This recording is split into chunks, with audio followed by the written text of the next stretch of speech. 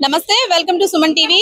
ఎప్పుడు వివాదాస్పద అంశాలతో తెరపైకి వచ్చే రమ్య హాస్పిటల్ మరో వివాదంతో తెరపైకి వచ్చింది. అదే నర్సింగ్ విద్యార్థులకు సంబంధించి. రమ్య హాస్పిటల్ లోనే నర్సింగ్ కాలేజ్ కూడా రన్ చేస్తున్నారు. అయితే కాలేజ్ లో ఎలాంటి ఫెసిలిటీస్ లేవు, ఎలాంటి ఫ్యాకల్టీ లేరంటూ కూడా స్టూడెంట్స్ ఆవేదన చెందుతున్నారు. కనీస అవసరాలు కూడా వీళ్ళకి అందడం లేదంటూ కూడా ఆవేదన చెందుతున్నారు. అయితే హాస్టల్ తో పాటు ముఖ్యంగా రూమ్స్ విషయంలో ముందు చెప్పిన వాటికి ఇప్పటికీ కూడా ఎలాంటి పొంతన లేదంటూ కూడా స్టూడెంట్స్ చెబుతున్న పరిస్థితి. ప్రస్తుతం మనతో పాటు స్టూడెంట్స్ ఉన్నారు. వీళ్ళందరూ కలెక్టర్ గారికి వినతి పత్రం అందించేందుకు కాకినాడ కలెక్టరేట్ కి వచ్చారు. అమ్మ, మీరు చెప్పండి, ఎప్పటి నుంచి ఆ కాలేజ్ లో ఉన్నారు మీరు? 2 సంవత్సరాలు అవుతుంది మేడం. 2 సంవత్సరాల నుంచి కూడా లెక్చరర్స్ ఎవరు లేరు. అడిగినా కూడా ఎవరు సమాధానం చెప్పరు. అలాగే వార్డెన్ కూడా రెస్పాన్సిబిలిటీగా ఉండరు. ఎవరికి హెల్త్ బాగోపోయినా చూడడం గానీ అసలు ఏం పట్టించుకోరు మేడం. వాష్రూమ్స్ గానీ మమ్మల్ని అందరినీ కలిపి ఒకటే రూమ్ లో పెట్టేసి 60 మెంబర్స్ ని కలిపి ఒకటే రూమ్ లో పెట్టేసి అందులోనే ఉండమంటారు మేడం. మా రెస్పాన్సిబిలిటీ కూడా ఎవరు తీసుకోరు. మా సార్ కూడా ఇష్టం వచ్చినట్టు ప్రవర్తించడం, ఇష్టం వచ్చినట్టు మాట్లాడడం. ఒక రెస్పెక్టివ్. ఎంత మంది స్టూడెంట్స్ ఉన్నారు? 60 మంది 70 మంది వరకు ఉంటారు. ఎన్ని రూమ్స్ ఉంటాయి? 2 రూమ్స్ ఉంటాయి మేడం. 60 మందికి 2 రూమ్స్ ఉంటాయా? ఈ 60 మంది కూడా 2 రూమ్స్ లోనే ఉంటారు. ఇలాంటి ఫెసిలిటీస్ లేవు ప్రస్తుతానికి? లేవు మేడం.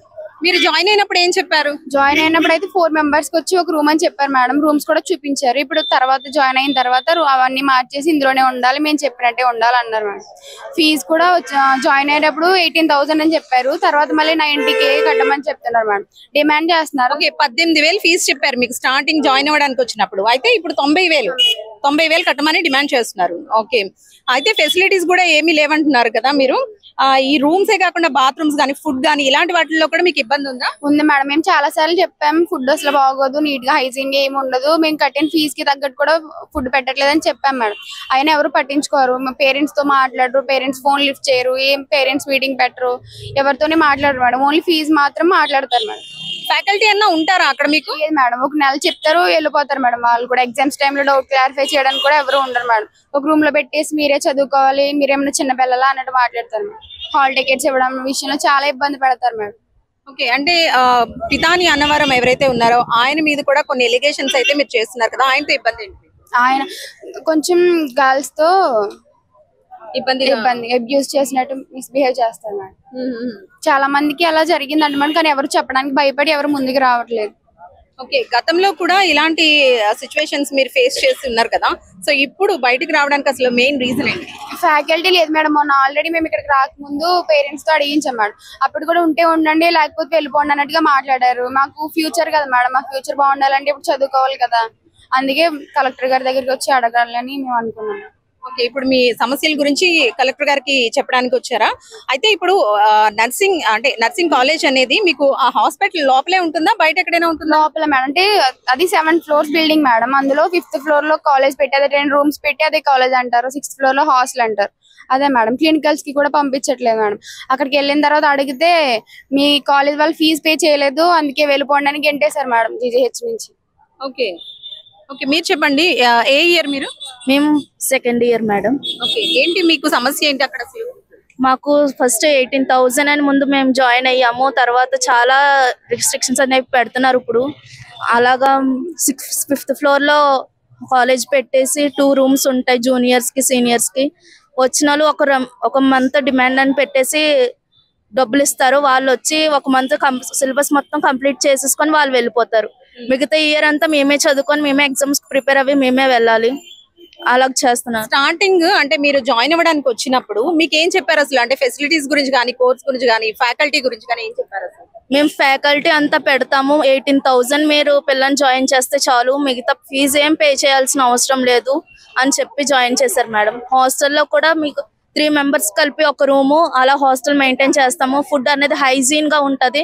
మెస్ కూడా మీరు ఏం పే చేయాల్సిన అవసరం లేదని చెప్పేసి మమ్మల్ని జాయిన్ చేశారు మేడం. ఇప్పుడు హాస్టల్ కి ఫీజు అంతా కలిపి కన్వీనర్ వాళ్ళకి 19,000 కట్టమంటున్నారు. అలాగే మేనేజ్మెంట్ వాళ్ళకి 1,50,000 అలా కట్టమంటున్నారు మేడం. అంటే పితాని అన్నవరం గారు కూడా కొంచెం ఇబ్బందిగా ప్రవర్తిస్తారు అని కొంతమంది చెప్తున్నారు, కరెక్టేనా? నిజమే మేడం. ఎందుకంటే కన్వీనర్ ఫీజు కట్టలేని వాళ్ళు వెళ్ళి సార్ దగ్గరికి వెళ్ళి పర్మిషన్ తీసుకోమంటే వాళ్ళు వచ్చి సార్ దగ్గరికి వెళ్ళి పర్మిషన్ తీసుకుంటే మీరు హాల్ టికెట్ ఇస్తే నాకేంటి అన్నట్టు మాట్లాడారు మేడం. 2-3 స్టూడెంట్స్ తోటి అలా అబ్యూస్ చేస్తున్నారు మేడం. ప్రధానంగా మీరు ఏం డిమాండ్ చేస్తున్నారు? మాకు అనేది సరైన ఫ్యాకల్టీ ఉండాలి మేడం, సరైన ప్రిన్సిపల్ ఉండాలి, గుడ్ ఎడ్యుకేషన్ అనేది ఉండాలి. మేము పే చేసినందుకు మాకు సరైనది ఉండాలి మేడం. మేము అదే కలెక్టర్ గారికి వెళ్ళి కంప్లైంట్ చేసాం మేడం. చెప్పారా మీరు? చెప్పాం మేడం. ఏమన్నారు? మేము చర్యలు తీసుకుంటామని అన్నారు మేడం. అయితే ఎస్ఎఫ్ఐ నుంచి మనతో పాటు ఎస్ఎఫ్ఐ లీడర్ ఉన్నారు. సార్, ఇలాంటి సమస్యలు మనం రెగ్యులర్ గా చూస్తూనే ఉంటాం. అందులోనూ రమ్య హాస్పిటల్ అంటే చాలా వివాదాలకు కేర్ ఆఫ్ అడ్రస్ గా మారిపోయింది. అంటే ఇంతకు ముందు చాలా ఎలిగేషన్స్ కూడా మనం చూస్తూనే ఉన్నాము. అయితే స్టూడెంట్స్ విషయానికి వచ్చేసరికి చాలా అన్యాయం జరుగుతున్నట్టు కూడా వీళ్ళంతా చెప్తున్నారు. మీ పరంగా ఏ విధమైన చర్యలు తీసుకోవాలనుకుంటున్నారు? రమ్య కాలేజీ వ్యవస్థ కూడా మీరన్నట్టుగానే వివాదాల కేర్ ఆఫ్ అడ్రస్ గా ఉంటుంది. కుక్కతోక ఎలా అయితే వంకర ఉంటుందో అక్కడ ఉన్నటువంటి మేనేజ్మెంట్ పేతాని అన్నవరం ఆ విధంగా వ్యవహరిస్తూ ఉన్నాడు. గతంలో ఇదే హాస్పిటల్లో డెలివరీ అయిన కేసులు చాలా మంది డెత్ అవ్వడం, కావాలని చనిపోయిన పరిస్థితులు కూడా ఉంటాయి. కానీ ఈ రోజు అది ప్రజల మీద ఎలా అయితే చంపేస్తా ఉన్నారు, ఈరోజు విద్యా వ్యవస్థకు సంబంధించి నాశనం చేయడం కోసం బీఎస్సీ నర్సింగ్ పర్మిషన్ తీసుకుని ఇక్కడ ఉన్నటువంటి విద్యార్థులు కనీసం భోజనం పెడతా ఉంటా ఉన్నారు. ఏదైతే వీళ్ళకి కావాల్సిన ఫెసిలిటీస్ ఏవి కూడా ఇక్కడ ఏర్పాటు చేయడం లేదు. ఎక్కువ మొత్తంలో డబ్బులు వసూలు చేస్తా ఉన్నారు. అధ్యాపకులు మాత్రం కనీసం పెట్టడం లేదు. వీళ్ళకి సంబంధించి చదువు కూడా కనీసం చెప్పడం లేదు. కాబట్టి చదువు చెప్పాలని మేము ఎస్ఎఫ్ఐ అడుగుతా ఉన్నాం. దాంతోపాటు కాలేజీలో ఫెసిలిటీస్ అదేవిధంగా నాణ్యమైన భోజనం పెట్టాలి. వీళ్ళ నర్సింగ్ సంబంధించి వీళ్ళందరినీ కూడా ఏదైతే జీజీహెచ్ గవర్నమెంట్ జనరల్ హాస్పిటల్లో ప్రతి 3 నెలలకు ఒకసారి క్లినికల్ సంబంధించి ల్యాబ్కి సంబంధించి వీళ్ళందరినీ తీసుకెళ్లాలి. ఆ డబ్బులు కూడా ఈ రోజు జీజీహెచ్ లో సంబంధించి డబ్బులు కూడా ఆ కాలేజీ పెట్టబోవడంతో జీజీహెచ్ కి వెళ్ళిన వాళ్ళు ఎవరైతే ఉన్నారో వాళ్ళు ఆ జీజీహెచ్ లో మీరు ఎవరో రాకండి, రమ్య కాలేజీ ఇక్కడ ఎన్రోల్మెంట్ అవ్వలేదని చెప్తా ఉన్నారు. కాబట్టి ఇన్ని సమస్యలతోటి ఈ రోజు ఏదైతే రమ్య కాలేజీ ఉన్నా కనీసం అధికారులు పట్టించుకోవడం లేదు. ఇక్కడ సంబంధించి నర్సింగ్ కాలేజీ మానిటరింగ్ చేసి వ్యవస్థ కాకినాడ జిల్లాలో లేదు, ఉమ్మడి తూర్పుగోదావరి జిల్లాలో లేదు. ఏ సమస్య ఉన్నా మీరు డిఎంఏ దగ్గరికి వెళ్ళండి, విజయవాడ వెళ్ళండి, మంగళగిరి వెళ్ళండి అన్నారు. అంటే ఇక్కడ ఉన్న విద్యార్థులు ఎవరు కూడా అక్కడికి వెళ్ళలేరనేది ఒక కొంటు సాగుతోటి ఆ యాజమాన్యం విచ్చలవిడిగా ఈ రోజు విద్యార్థుల దగ్గర కానీ ప్రజల దగ్గర కానీ ఈ రోజు అన్యాయం చేస్తా ఉంది. కాబట్టి ఈ కాలేజీ మీద సమగ్రమైన విచారణ చేసి ఈయన మీద క్రిమినల్ చర్యలు తీసుకోవాలని మేము ఎస్ఎఫ్ఐగా డిమాండ్ చేస్తా ఉన్నాం. రైట్, మొత్తానికైతే ఎప్పుడు వివాదాలకు కేర్ ఆఫ్ అడ్రస్ గా మారుతుంది రమ్య హాస్పిటల్. గతంలో మనం చూసుకుంటే కనుక తల్లి బిడ్డల మరణాల సంఖ్యలో కానివ్వండి, లేదంటే ఇతరత్ర ఎలిగేషన్స్ లో ఎప్పుడు ముందుండేది. అలాగే ఇప్పుడు నర్సింగ్ కాలేజ్ విద్యార్థులకు సంబంధించి కూడా చాలా సమస్యలు ఎదుర్కొంటున్నామంటూ స్టూడెంట్స్ చెబుతున్నారు. కేవలం 18,000 ఫీజు మాత్రమే మాట్లాడుకున్న తర్వాత 90,000కు ఫీజును పెంచేసి 90,000 కట్టిన తర్వాత మాత్రమే హాల్ టికెట్ ఇస్తామంటున్నారు అంటూ కూడా స్టూడెంట్స్ ఆవేదన వ్యక్తం చేస్తున్నారు. అలాగే దాంతో పాటు కూడా ఎలిగేషన్స్ ఏవైతే ఉన్నాయో, అంటే ఆడపిల్లలతో అసభ్యకరంగా ప్రవర్తిస్తారు పితాని అన్నవరం గారు అంటూ కూడా ఈ స్టూడెంట్స్ కూడా చెబుతున్నారు.